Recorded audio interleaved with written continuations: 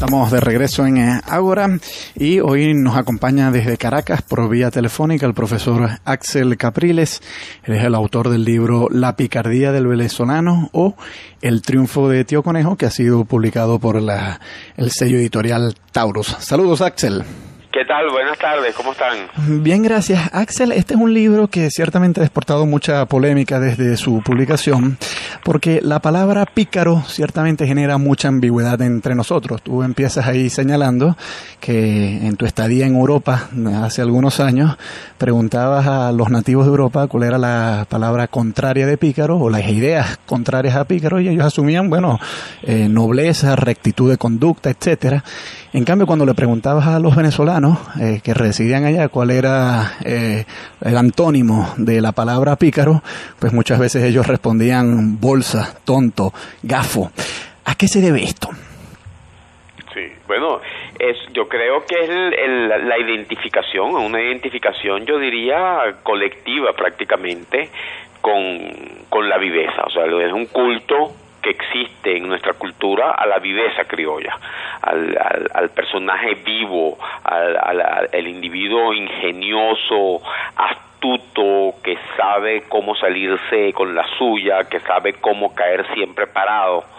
Ese tipo de personalidad que sabe resolver las cosas a contracorriente de lo que mandan las normas o de lo que está la situación, es cultivado, pues es honrado, es considerado una especie de héroe. Fíjate que esos son, Tío Conejo, a fin de cuentas, es un héroe de la cultura popular, ¿no? De la tradición oral venezolana, una de esas pocas tradiciones orales que fue quedando a lo largo del tiempo y después tomó forma escrita, ¿no? Pero que son cuentos populares que vienen desde muy atrás y que han sido relatados y una u otra vez como especie de reflexión sobre valores culturales apreciados en nuestro medio social.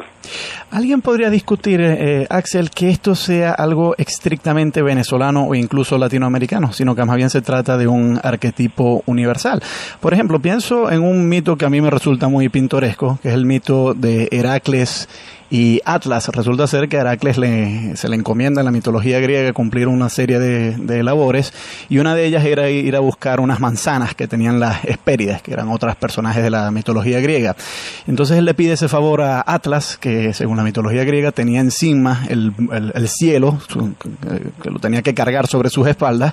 Entonces Atlas le dice, bueno, para yo ir a buscar esas manzanas, alguien tiene que sostener el cielo, y Heracles dice, bueno, yo lo sostengo. Entonces Atlas va y lo busca, las manzanas, y cuando las regresa, que se las entrega a Heracles, le dice, bueno, pero ahora que yo busqué las manzanas, quédate tú con el cielo a cuestas, ¿no? Y Heracles le dice, bueno, está bien, pero para yo tener el cielo a cuestas tengo que un momentico acomodarme, entonces yo te pido que tú tengas el cielo, yo me acomodo y yo te prometo que luego tú me regreses el cielo. Y efectivamente es así, pero resulta ser que cuando Heracles le pasa de regreso el cielo a Atlas para que él se lo ponga sobre sus espaldas con la excusa de que él se tenía que acomodar, resulta ser que va y lo deja ahí plantado. Entonces, claro, aquí Heracles pues representa no solamente la astucia, sino también incluso el atractivo sexual que muchas veces genera esta picardía. Alguien podría decir que esto no es estrictamente de los venezolanos, sino que ya incluso desde la antigüedad estos personajes encuentran representación. ¿Por qué te concentras especialmente en nuestro país? Sí, bueno, y claro que no, la picardía, vamos a decir, en psicología junguiana se habla, o te lo digo en inglés porque no hay una traducción exacta, y la palabra inglesa es bastante general y es bastante interesante, que es trickster, el trickster, o sea, el embaucador, el engañador, es una figura mitológica presente en todas las mitologías. Por ejemplo, entre los indios norteamericanos hay una figura que es Bat Hunkaga, que es básicamente un trickster. Pues en casi todas las culturas hay mitologías de dioses trickster, son de dioses embaucadores, pícaros, engañadores, que son héroes culturales, son héroes como fundadores de la cultura en un inicio. En la mitología griega tenemos muchas figuras, por ejemplo, obviamente está el dios Hermes, que es un dios picaresco, un dios trickster por excelencia. Lo primero que hace Hermes es engañar a su hermano apenas nace. O sea, su primer acto apenas nacer es engañar a Apolo y a su padre Zeus, ¿no? Pero lo hace con gracia, con humor, tanto así que hace a reír a Zeus, que esa es un poco la constelación del pícaro, ¿no? Tiene ese componente de no solamente engaño, sino que es un engaño que causa humor, que tiene que ver con gracia, que tiene que ver ese tipo de situación. Y la hay en toda la mitología. Loki en la mitología escandinava es un dios trickster. En África, por ejemplo, existe el conejo, es también como Tío Conejo nuestro, tal vez de esa sea el origen de Tío Conejo. En África el conejo es una figura picaresca y lo tenemos también, por ejemplo, Eshu el Ekba, es también un dios picaresco, fundamentalmente una deidad del desorden y de la picardía. En los Estados Unidos tenemos a Raven, tenemos, o sea, hay figuras, el Hare, también el conejo también es una figura picaresca. O sea, lo tenemos por todos lados, ¿no? O sea, existe, por eso es que hablamos de arquetipo, porque es una conjunto de imágenes y de patrones de conducta que están presentes en todos los seres humanos. Ahora, ¿por qué más que unos que otros? Exacto. Entonces ahí es donde yo le entro, y por eso yo entro con la cultura española. Fíjate tú que si bien hay literatura picaresca en muchas partes del mundo, por ejemplo, tú tienes hasta en los alemanes, que supuestamente son tan serios, tú tienes figuras como Till Eulenspiegel, que es también un engañador, un picarón, que viene de la tradición medieval en toda la cultura germana. Pero fíjate tú que solamente España llega a generar un grupo literario, un género literario completo, que es la picaresca española. Y esa picaresca se da en un momento en que es la conquista de América. O sea, psicológica, o sea, ¿qué pasa? O sea, nosotros pensemos en lo que era esa España siglo XVI de oro, ¿no? Siglo XVI, o sea, siglo XVII.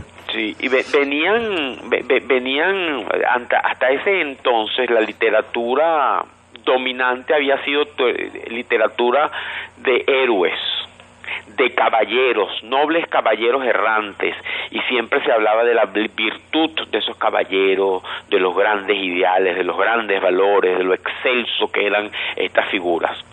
¿Qué pasa en la mente del público?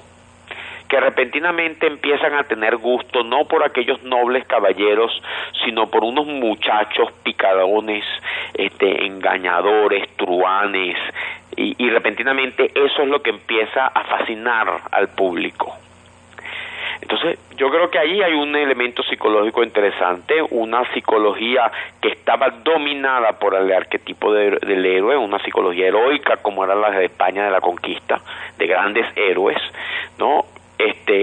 Constelizados en la conciencia, que necesitaban una compensación de las partes inmundas y las partes viles y las partes bajas que no estaban idealizadas como eran la de esos caballeros, ¿no? Los caballeros se sentían que iban con la cruz hacia adelante, llevando para aspirar a las órdenes de Calatrava y de Santiago. O sea, eso es un poco ese ideal caballeresco, ¿no? Bueno, repentinamente se nos empieza a mover en otras partes de la personalidad, ¿no? Todos aquellos aspectos que tienen que es lo que viene a personificar pues el pícaro. El asunto, Axel, es que algunos críticos literarios podrán decir que la literatura picaresca, y pienso aquí especialmente, por ejemplo, en la obra más emblemática, que quizás es El Lazarillo de Tormes, no es tanto una celebración del pícaro, sino más bien una ridiculización mediante sarcasmos e ironías, ¿no? Y que el autor del Lazarillo de Tormes, mucho más que celebrar las andanzas de este pícaro, más bien lo coloca al escarnio público, precisamente para que los lectores no sigan su ejemplo. Sí, pero es una literatura de denuncia, en cierta manera, ¿no? En el sentido de que te va a decir que la sociedad es así, que detrás de la máscara de honradez, de virtuosidad, de hidalguía, detrás de esa máscara hay una serie de gente corrupta, una serie de personas que tienen actos poco transparentes, una serie de personas, una serie de conductores, pícaros, engañadores, que son héroes culturales, son héroes como fundadores de la cultura en un inicio. En la mitología griega tenemos muchas figuras, por ejemplo, obviamente está el dios Hermes, que es un dios picaresco, un dios trickster por excelencia. Lo primero que hace Hermes es engañar a su hermano apenas nace.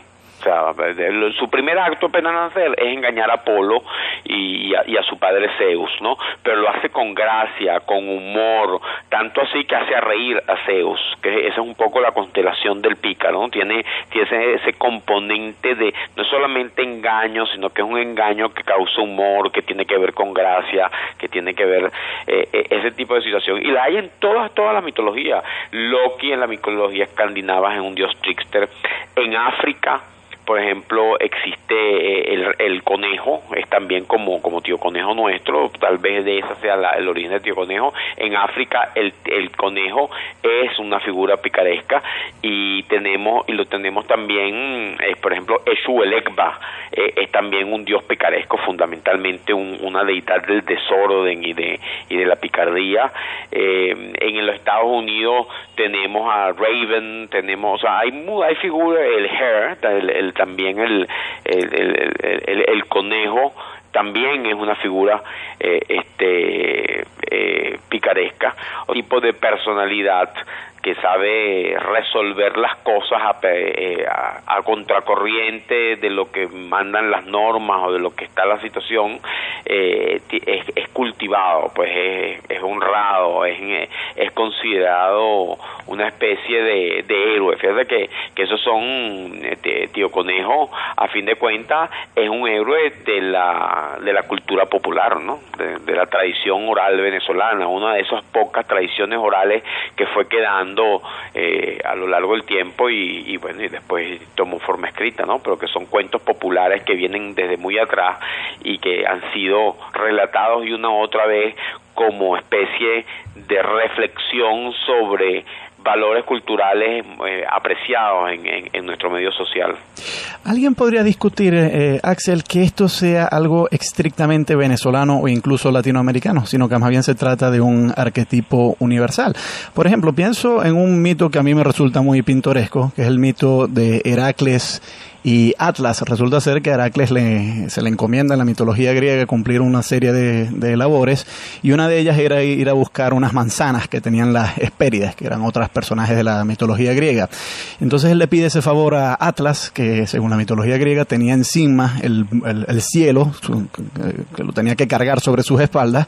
Entonces Atlas le dice, bueno, para yo ir a buscar esas manzanas, alguien tiene que sostener el cielo, y Heracles dice, bueno, yo lo sostengo. Entonces Atlas va y lo busca, las manzanas, y cuando las regresa, que se las entrega a Heracles, le dice, bueno, pero ahora que yo busqué las manzanas, quédate tú con el cielo a cuestas, ¿no? Y Heracles le dice, bueno, está bien, pero para yo tener el cielo a cuestas tengo que un momentico acomodarme, entonces yo te pido que tú tengas el cielo, yo me acomodo y yo te prometo que luego tú me regreses el cielo. Y efectivamente es así, pero resulta ser que cuando Heracles le pasa de regreso el cielo a Atlas para que él se lo ponga sobre sus espaldas con la excusa de que él se tenía que acomodar, resulta ser que va y lo deja ahí plantado. Entonces, claro, aquí Heracles pues representa no solamente la astucia, sino también incluso el atractivo sexual que muchas veces genera esta picardía. Alguien podría decir que esto no es estrictamente de los venezolanos, sino que ya incluso desde la antigüedad estos personajes encuentran representación. ¿Por qué te concentras especialmente en nuestro país?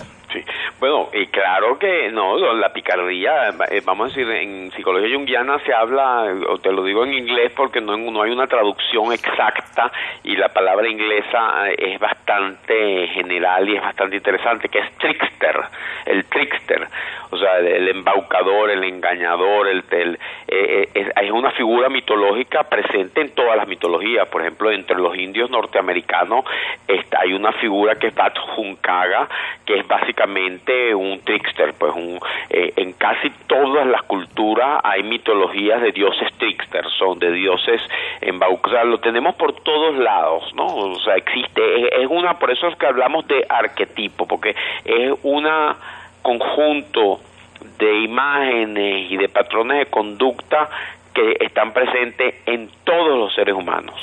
Ahora, ¿por qué más que unos que otros? Exacto. Entonces ahí es donde yo le entro, y por eso yo entro con la cultura española. Fíjate tú que si bien hay literatura picaresca en muchas partes del mundo, por ejemplo, tú tienes hasta en los alemanes, que supuestamente son tan serios, tú tienes figuras como Till Eulenspiegel, que es un también un engañador, un picarón, que viene de la tradición medieval en toda la cultura germana. Pero fíjate tú que solamente España llega a generar un grupo literario, un género literario completo, que es la picaresca española. Y esa picaresca se da en un momento en que es la conquista de América. O sea, psicológica, o sea, ¿qué pasa? O sea, nosotros pensemos en lo que era esa España siglo XVI, de oro, ¿no? Siglo XVI, o sea, siglo XVII. Sí, y venían hasta ese entonces la literatura dominante había sido literatura de héroes, de caballeros, nobles caballeros errantes, y siempre se hablaba. Estamos de regreso en Ágora y hoy nos acompaña desde Caracas por vía telefónica el profesor Axel Capriles. Él es el autor del libro La picardía del venezolano o El triunfo de Tío Conejo, que ha sido publicado por el sello editorial Taurus. Saludos, Axel. ¿Qué tal? Buenas tardes, ¿cómo están?